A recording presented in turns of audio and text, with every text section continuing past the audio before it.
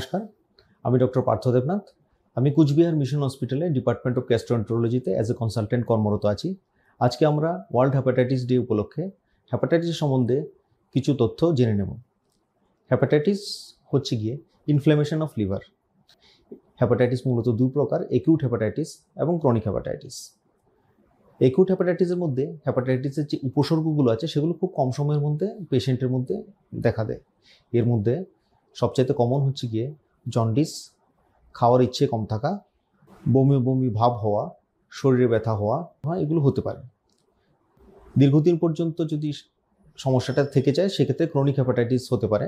এক্ষেত্রে যে সাইন সিমটমসগুলো থাকে সেগুলো মোস্টলি নন স্পেসিফিক থাকে। পেশেন্টের একটা লস অফ অ্যাপেটাইট হতে পারে, পেশেন্টের শারীরিক দুর্বলতা থাকতে পারে। দীর্ঘদিন পর্যন্ত ক্রনিক হেপাটাইটিস যদি ধরা না পড়ে সেক্ষেত্রে কিন্তু লিভারের মধ্যে স্থায়ীভাবে ক্ষতি সাধিত হতে পারে এবং পেশেন্টের সিরোসিস অফ লিভার এবং লিভার ক্যান্সার অবধি হতে পারে। হেপাটাইটিসের যে কারণ আছে তার মধ্যে অন্যতম হচ্ছে কি হেপাটাইটিস ভাইরাস।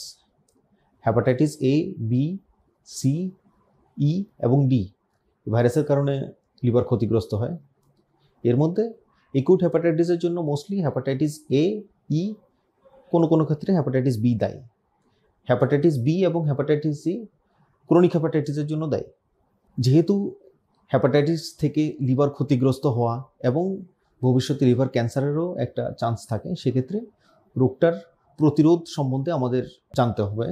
এর মধ্যে হেপাটাইটিস বি কমপ্লিটলি টিকাকরণের মাধ্যমে প্রিভেন্ট করা সম্ভব। হেপাটাইটিস সি প্রিভেন্ট করার জন্য আমাদের আনস্টেরাইল নিডল প্র্যাকটিসেস এবং আনসেফ সেক্সুয়াল প্র্যাকটিসেস থেকে বিরত থাকতে হবে। অ্যালকোহলিক হেপাটাইটিস থেকে বাঁচতে হলে অ্যালকোহল অ্যাভয়েড করতে হবে। নমস্কার।